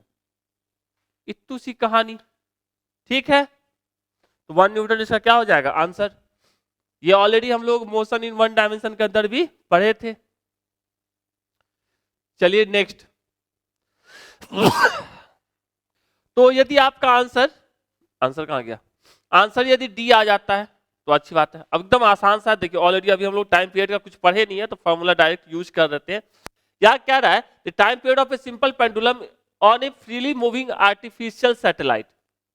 कृत्रिम उपग्रह में एक सरल लोलक का आवर्तकाल होता है। कृत्रिम उपग्रह जो होता है उसमें ग्रेविटेशन जी की वैल्यू क्या होती है 0। देखते होगे सेलेनिया विलियम्स जो अपने जो भी एस्ट्रोनॉट्स होते हैं वो जाते हैं तो क्या होते हैं ग्रेविटी फ्री रहते हैं, वो लोग रहते हैं।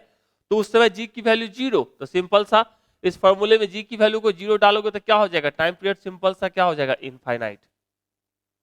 एकदम कितना हो जाएगा इनफाइनाइट। ठीक है, चलिए नेक्स्ट क्वेश्चन की बात करते हैं। क्या कह रहा है, spherical planet has a mass mp and diameter dp, a particle of mass m falling freely near the surface of this planet will experience an acceleration due to gravity is equals to।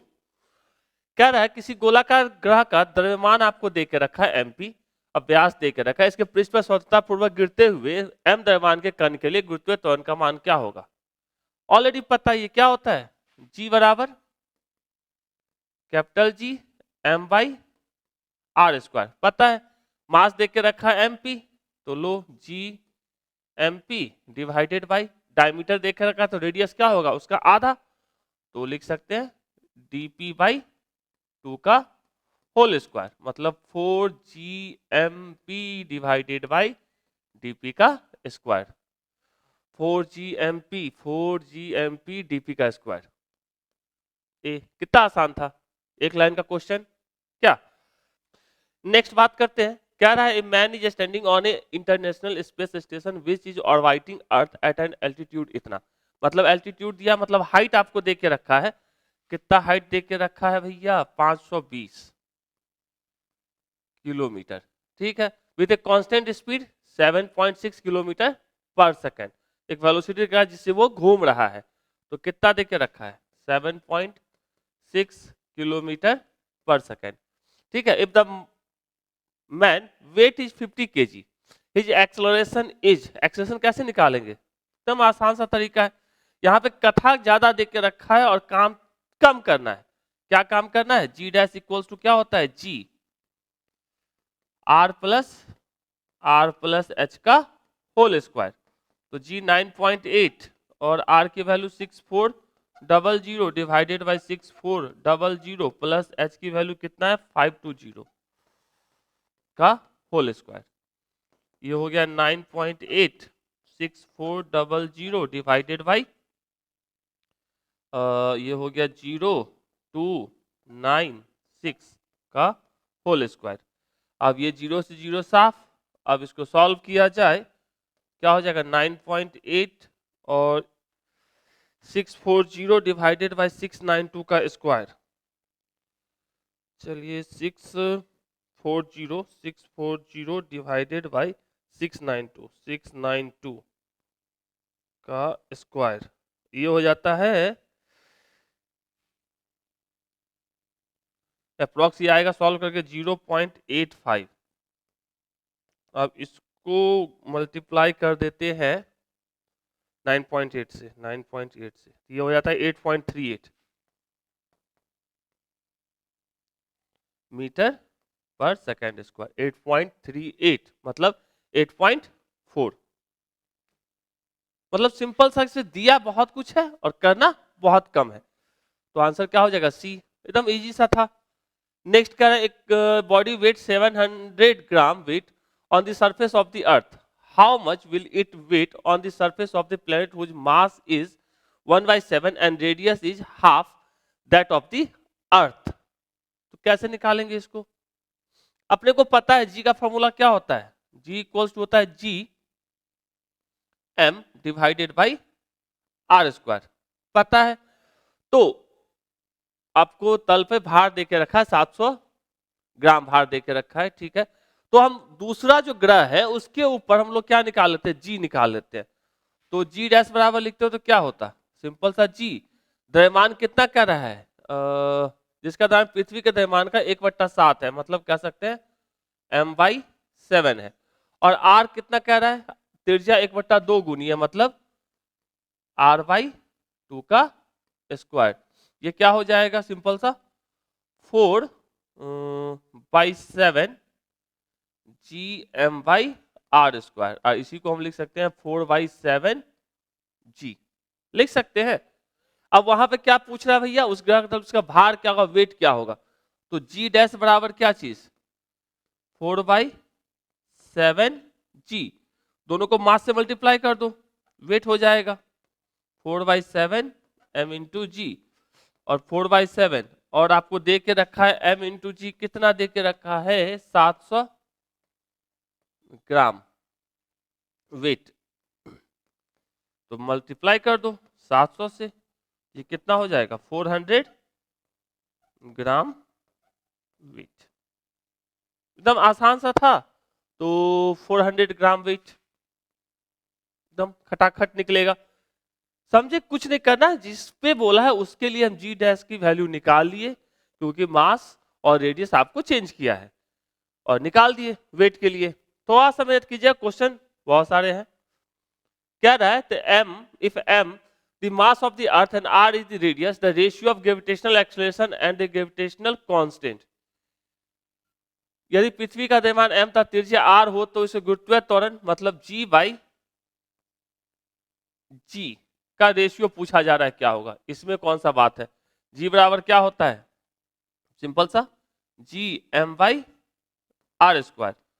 तो this बराबर क्या हो जाएगा, तो ये हो जाएगा simple सा m/r स्क्वायर। एक लाइन की कहानी, एक लाइन में, ठीक है, फटाफट बनाते जाना है। दो ग्रहों के द्रव्यमान का अनुपात इतना तथा उनके त्रिज्याओं का अनुपात भी इतना है, इन ग्रहों के गुरुत्वीय त्वरण का अनुपात होगा, गुरुत्वीय त्वरण का अनुपात होगा, कैसे निकलेगा, एकदम g इक्वल्स टू क्या होता है gm/r स्क्वायर, और g डैश बराबर लिखते तो क्या लिखते, दो ग्रहों के लिए तो चलो इसको g1 m1 r1, तो g2 equals to gm2 r2 का स्क्वायर। तो कह रहा है इन ग्रहों के गुरुत्वीय त्वरण का अनुपात मतलब g1/g2 क्या हो जाएगा gm1/r1 का स्क्वायर डिवाइडेड बाई gm2/r2 का स्क्वायर। जी से जी साफ, क्या मिल गया m1/m2 इंटू r2/r1 का स्क्वायर। m1/m2 कितना दिया है, द्रव्यमान का अनुपात 1/2, और r2/r1 दे के रखा है 1/2, मतलब r1/r2 दे के रखा, तो ये क्या हो जाएगा 2/1 का स्क्वायर, मतलब हो जाएगा 2:1। समझ रहे थोड़ा थोड़ा सा, इतना इस टाइप का क्वेश्चन पूछा नहीं है, लेकिन बना लोगे अच्छी बात है। चलिए काफी सारे क्वेश्चन हुए। As we go from the equator to pole the value of g already बता चुके हैं, कोई चर्चा नहीं इस पे। Next, the value of ji at the particular point is इतना, suppose the earth is suddenly shrink uniform to half of its present size without losing any mass, the value of ji at the same point, कह रहा है ऐसा कुछ कह रहा है कि एक पृथ्वी है, मतलब एक ग्रह है पृथ्वी, कह रहा है value of ji at the particular point suppose the earth कह रहा है। अब ये क्या कह रहे हैं, श्रिंक कर गया इसके अपने हाफ के, तो श्रिंक कर गया मतलब छोटू सा हो गया, ठीक है, और ये हाफ हो गया, मतलब कह सकते हैं यदि ये कितना था r था, तो ये कितना हो जाएगा r/2, ठीक। और पृथ्वी पर किसी विशेष बिंदु पर g का मान 9.8 मीटर पर सेकंड है, मतलब यहाँ पे कह रहा है 9.8 मीटर पर सेकंड स्क्वायर है, माना कि अब पृथ्वी बिना द्रव्यमान क्षति किए, मतलब द्रव्यमान सेम ही रहेगा, मास पहले वाले का और अभी का द्रव्यमान में कोई अंतर नहीं पड़ा है, प्रारंभिक आकार का आधे आकार में सिकुड़ जाती है, तो इस बिंदु पर जी का मान होगा। तो कह रहा है कि अब जब ये सिकुड़ गया तो इस बिंदु पर जी का मान क्या होगा। डायरेक्ट भी आप सोच सकते हो या ऐसे भी सोच सकते हो, जब ये सिकुड़ गया तो यहां पर जी का मान क्या होगा। स्वाभाविक बात, जी का मान क्या होगा, इसकी तुलना में बढ़ जाएगा, क्योंकि रेडियस क्या हो गया, कम हो गया है। अब वापस से जब इस पे निकालोगे, आप पहले सबसे पहले क्या करेंगे, इस पॉइंट के लिए निकालेंगे, ये पॉइंट जो अपना पी है निकालेंगे, और फिर हाइट वाला फॉर्मूला लगा के निकालोगे, वापस से जो कुछ भी करोगे आपको सेम रहने वाला है। तो आंसर इसका जब निकालोगे तो 9.8 मीटर पर सेकेंड ही आएगा। क्या करना है, सबसे पहले इस वाले पॉइंट के लिए निकाल लो, r/2 वाले रेडियस के लिए, उसके बाद फिर r/2, ये ऊपर हाइट इसका h हो गया, वैल्यू को ऐड करके हुए निकालोगे, आपको वापस से क्या आ जाएगा, 9.8 ही आएगा। इसका करना है खुद से। The weight of an object in a coal mine, sea level, at the top of the mountain are W1, W2 and W2 respectively. Then किसी कोयले की खदान में, खदान जमीन के नीचे, समुद्र तल और पर्वत की चोटी पर, मतलब इसमें डेप्थ है, इसमें कुछ नहीं है, और ये कह सकते हैं सरफेस पे है, ये किस पे है, हाइट पे है। तो भार क्रमशः W1, W2, W3 है। तो क्या तीनों में रिलेशन क्या होगा, सरफेस पे सबसे ज्यादा होता है और डेप्थ और हाइट में क्या होता है, कम होता है। तो सरफेस पे सबसे ज्यादा मतलब W2 सबसे ज्यादा होगा। आंसर क्या होगा, एकदम आसान आसान। चलिए नेक्स्ट क्वेश्चन की बात करते हैं। The ratio between the value of acceleration due to gravity at a height 1 kilometre. यहाँ इस क्वेश्चन थोड़ा सा गौर करोगे, हाइट कितना कह रहा है, 1 किलोमीटर, मतलब h आपको कह रहा है 1 किलोमीटर, जबकि रेडियस कितना होता है 6400 किलोमीटर। तो कह सकते हैं यहाँ h जो है वेरी वेरी लेस किससे है, r के रिस्पेक्ट में है। तो यहाँ पे नॉर्मल वाला फॉर्मूला नहीं लगेगा, कौन सा लगेगा, बाइनोमियल वाला एक बताए थे इस केस के लिए, वो लगेगा। तो 1 किलोमीटर गहराई पर, 1 किलोमीटर सतह से ऊंचाई, 1 किलोमीटर गहराई पर गुरुत्वीय त्वरण का अनुपात होगा, r त्रिज्या है इसकी। तो चलिए सबसे पहले किसके लिए, ऊंचाई के लिए बात करते हैं। जी एच की यदि हम बात करें तो फॉर्मूला क्या बन जाएगा, जी याद होगा 1 माइनस 2h/r, ये निकाले थे याद होगा। और यदि हम डेप्थ की बात करें तो इसके लिए फॉर्मूला क्या होता है, जी सिंपल सा r/R, और इसी को हम लोग लिख सकते हैं G r minus depth divided by r। पढ़े थे, अपने को पूछ रहा है G H by G depth के लिए, तो ये हो जाएगा G 1 minus 2h/r divided by G r minus D by r। इसको सॉल्व करेंगे, जी से जी साफ, यहां से क्या मिलेगा r माइनस 2h ऊपर और नीचे मिलेगा r माइनस डी। h और d का मान कितना दिया है 1, तो लो r minus 2 divided by r minus 1, r minus 2 divided by r minus 1। तो यहां पे इस फॉर्मूले को क्यों यूज किए, क्योंकि 6400 के रिस्पेक्ट में h जो है बहुत ही छोटा है, ठीक है। तो ए हो जाएगा इसका आंसर। चलिए next, acceleration due to gravity maximum कहां होता है, मैक्सिमम इतना बार पढ़ चुके हैं, कहां मैक्सिमम होता है, सरफेस पे होता है, पृथ्वी की सतह पे, बातें खत्म, कुछ सोचना ही नहीं, कहीं और जाएंगे ही नहीं। नेक्स्ट, क्या the depth d at which the value of acceleration due to gravity become 1/n times the value of at the surface is, क्या कह रहा है, डेप्थ पे, एट डेप्थ d डेप्थ पे, मतलब उस गहराई d का मान जहां गुरुत्वीय त्वरण का मान सतह के मान का 1/n हो जाए, मतलब g डैश जो हो जाए वो 1 बाई क्या हो जाए, n g के बराबर हो जाए, उसके लिए आपको डेप्थ पूछा है। तो g डैश बराबर क्या लिखते हैं, सिंपल सा g, और क्या पूछ रहा है, डेप्थ d क्या रहा है ना, d निकालना, तो सिंपल सा क्या होता था formula, r minus D divided by r is equals to 1 by n into g. तो g से g साफ, यहां से हो जाएगा n, r minus D is equals to r। तो यहाँ से हम इसको उस चल जाएगा, इस तरफ ये आ जाएगा, तो N R minus R is equals to N D. तो डी इक्वल्स टू क्या हो जाएगा, डी इक्वल्स टू, यदि हम आर इसमें से कॉमन ले लेंगे तो ये हो जाएगा N minus one divided by N, N minus one by N divided N. थोड़ा सा कैलकुलेशन फास्ट है, आप सारे लोग का कैलकुलेशन अच्छा है, हमको भी पता है, तो थोड़ा सा फटाफट कीजिएगा। तो क्या आ जाएगा आंसर, बी। बी। उम्मीद करते हैं काफी सारा क्वेश्चन है इस लेवल का, भले नहीं पूछता, बात की बात है। The height vertically above the earth surface at which the acceleration due to gravity become 0.1% of its value at the surface। Height निकालना है। अब इसमें क्या तकलीफ है, सिंपल सा, g डैश इक्वल्स टू कितना कह रहा है, सरफेस का मतलब 0.1% का मतलब कितना, 0.01 g। तो आपको हाइट पूछ रहा है, तो हाइट के लिए फॉर्मूला क्या होता है, g r by r plus h का whole square is equals to 0.01 g।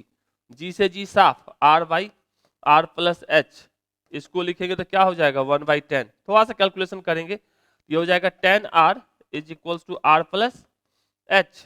अब ये मत कि कैसे हुआ, सब लोग बड़े हैं, आप लोग को पढ़ाना है, तो इतना थोड़ा बहुत टैलेंट, मतलब थोड़ा बहुत फास्ट करना चाहिए। तो यहाँ से h बराबर क्या हो जाएगा 9r। इसको हम ऐसे लिख सकते हैं ना, 1/100, स्क्वायर यहां से हटाएंगे तो 1/10, इतनी सी कहानी है। तो क्या हो जाएगा 9r, 9r, 9r। Next, the body weight 500 newton on the surface of the earth, how much would it weight half way below the surface of the earth. ये निकाल सकते हैं, हाफ वे मतलब r/2 डेप्थ पे निकालिएगा। Next, यदि किसी पिंड का द्रव्यमान पृथ्वी पर m हो तो चंद्रमा की सतह पर इसका द्रव्यमान होगा, क्या होगा चंद्रमा की सतह पर, क्या कह रहा है यहाँ पे, द्रव्यमान, मास। मास कहीं भी चेंज नहीं करता है, चाहे पृथ्वी की सतह पे हो, स्पेस में हो, एयरक्राफ्ट में हो, हवाई जहाज में हो, मंगल पे हो, शुक्र पे हो, कहीं पे भी चला जाएगा, द्रव्यमान नहीं बदलने का चीज होता है। जो है 10 kg का तो 10 kg ही रहेगा, उसका वेट बदल सकता है, क्योंकि वेट क्या होता है m/g, लेकिन द्रव्यमान मास नहीं बदलेगा, मतलब मास जैव है वही रहेगा। एकदम दिमाग में फिट करके रखना, द्रव्यमान नहीं बदलता है किसी का भी। यदि मेरा द्रव्यमान 60 kg है तो हम मंगल पे चले जाए, शुक्र पे चले जाए, सूरज बाबा पे ही क्यों ना चले जाए, नहीं सूरज पे नहीं रहेगा, वहां तो जल के राख हो जाएंगे ना। तो ऐसे कहीं भी चले जाए तो द्रव्यमान क्या रहेगा हमारा, सेम रहने वाला है। क्या रहा है, if the earth lose its gravity then for a body, यदि पृथ्वी का गुरुत्व समाप्त हो जाए तो किसी वस्तु का क्या होगा, गुरुत्व समाप्त हो जाए मतलब वेट बराबर क्या होता है m/g, g खत्म मतलब वेट क्या हो जाएगा, सिंपल सा 0, क्योंकि g ही खत्म हो गया। तो कहते भार शून्य हो जाएगा परंतु द्रव्यमान नहीं। द्रव्यमान तो कभी 0 हो ही नहीं सकता, ग्रेविटी हो या नहीं हो, मास फिक्स्ड कांस्टेंट क्वांटिटी, कहीं भी रहे, फ्री स्पेस में भी रहेगा, मास उसके पास रहेगा उतना। द्रव्यमान शून्य हो जाता है, द्रव्यमान शून्य कभी हो ही नहीं सकता, द्रव्यमान एवं भार दोनों शून्य होते हैं, तो आंसर क्या होगा, भार शून्य हो जाता है परंतु द्रव्यमान नहीं। चलिए, the mass of A moon इतना kg एंड रेडियस इतना, the value of gravitational force will be, मतलब आपको पूछा जा रहा है g की वैल्यू क्या होगी, मास देख के रखा है, g बराबर क्या होगा gm divided by r square. आपको द्रव्यमान देख के रखा है, रेडियस देख के रखा है, निकाल लो, बात खत्म, डी आएगा आंसर। किसी ग्राफ पर एक a man can jump to a height of 1.5 metre on a planet A, what is the height he may be able to jump off another plate whose density and radius are respectively 1/4 and 1/3 that of planet of A। ये थोड़ा अच्छा है क्या। तो सबसे पहले यदि हम बात करें तो G का और H के रिलेशन के बारे में, यदि कोई बॉडी है 1.5 कितना चल रहा है, यदि हाइट की बात करें 1.5 कितना चलता है मीटर ना, मीटर ऊपर तक उछलता है, तो हम लोग क्या जानते हैं, सिंपल सा फॉर्मूला, यहां पे इसका वेलोसिटी क्या होगा 0, यहां पे कुछ वेलोसिटी होगा और जी हमेशा नीचे की तरफ लग रहा होगा, तो यहां से हम लोग लिख सकते हैं V square is equals to U square plus 2a s। इस वाले फॉर्मूले से यहां से ये तो हो गया 0, ये हो गया यू स्क्वायर और प्लस चलो -2gh, ऐसा लिख सकते हैं। तो यहां से लिख सकते हैं 2gh is equals to U square. तो यहां से g बराबर क्या होता, सिंपल सा यू स्क्वायर बाई 2h कह सकते हैं। यहां पे एक्सलेशन कितना है, इतना है। तो कह रहा है, चलिए तो यू तो चेंज करना नहीं है इसमें अपने को। तो यदि दूसरे पे घनत्व की बात करें तो याद होगा जी को हम डेंसिटी के टर्म में लिखे थे Gm/r²। जी मास को लिख सकते हैं density into volume 4/3 pi are cube divided by r²। यहां से हो जाएगा 4/3 पाई जी रो इंटू आर। ठीक है, इतना सा। तो यहां से जी जो होता है वो डायरेक्टली प्रोपोर्शनल किसके होता, रो और आर के, क्योंकि जी कांस्टेंट, पाई कांस्टेंट, 4/3 कांस्टेंट। तो ठीक है, उस ग्राफ पर मनुष्य की उछाल क्या होगी जिसका घनत्व, मतलब इसकी तुलना में इसका घनत्व क्या है, 1/4 और 1/3 है। तो जी के लिए हम बात करते तो जी बाई सिंपल सा क्या पूछ रहा है भैया, ऊंचाई पूछ रहा है ना। तो चलिए g dash by ji is equals to क्या लिखते, रो इंटू आर, मतलब rho dash r dash divided by rho into r. Rho dash कितना कह रहा है, घनत्व, जिसका घनत्व तो क्या है 1/4, मतलब 1/4 रो, और 1/3 क्या है इसका त्रिज्या, मतलब 1/3 R divided by rho R. ये कट गया, कितना बचा 1/12 जी डैश बाई जी। तो जी डैश इक्वल्स टू क्या हो जाएगा 1/12, तो 1/12 जी। ठीक है, तो इसको हमको h के टर्म में ही लिख लेना था, छोटे मोटे के g के टर्म में लिखे। तो h बराबर लिखते तो क्या लिखते U square divided by 2g। अपने को h पूछ रहा है ना, तो यहां चलो आते हैं h dash by h is equal to क्या लिखते यू स्क्वायर बाई 2g। तो U square by 2g dash divided by U square by 2g। U square से यू स्क्वायर साफ, 2 से 2 साफ, ये हो जाएगा g बाई जी डैश, और g तो g है, g डैश कितना है 1/12 g।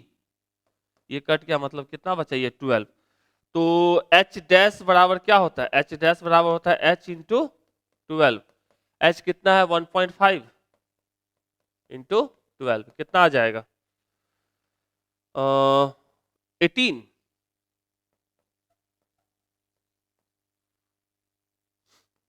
आएगा। तो थोड़ा सा motion in one dimension, motion under gravity, थोड़ा सा ग्रेविटेशन, सारा कुछ मिलकर ये क्वेश्चन बना दिया। तो क्या किया, सबसे पहले हमको h और g में रिलेशन निकाल दिए।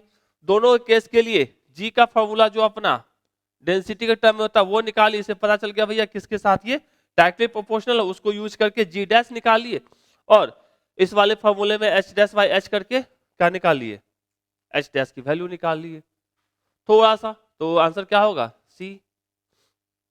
चलिए, two ball of same size but the density of one is greater than density of other are dropped from the same height, then which ball will reach the earth first। देखिए दो ball है, एक ball दो ball, इसका density मान लो रो 1 है, इसका density rho 2 है, एक का डेंसिटी दूसरे से ज्यादा है। तो कह रहा है तो इससे कौन पहले पृथ्वी तल पर पहुंचेगा। देखो यहां जो जी काम करेगा, ये दोनों के लिए जी का मान क्या होगा, कांस्टेंट। जी तो नहीं बदलने वाला है, क्योंकि जी तो इस पे डिपेंड कर रहा है, किस पे, बड़े वाले, मतलब कह सकते हैं उस प्लेनेट के ऊपर। तो जी दोनों का सेम रहेगा, तो दोनों पहुंचेगा किससे, दोनों पहुंचेगा भी सेम टाइम में। तो कह सकते हैं सिंपल सा दोनों साथ साथ पहुंचेंगे। ये क्वेश्चन आपको 2011 9 10 से पूछा था, ऑलरेडी बात कर चुके हैं इस पे, इस टाइप के क्वेश्चंस पे। दूसरा ये आपको 2020 में एस्टेट में पूछा था, तो value of acceleration due to gravity maximum at, कहां पे होता है? पोल पे होता है। तीसरा ये 2024 के एस्टेट में पूछा था, ऑलरेडी समझाए थे ए कैसे होगा, अभी भी समझाए ए कैसे होगा।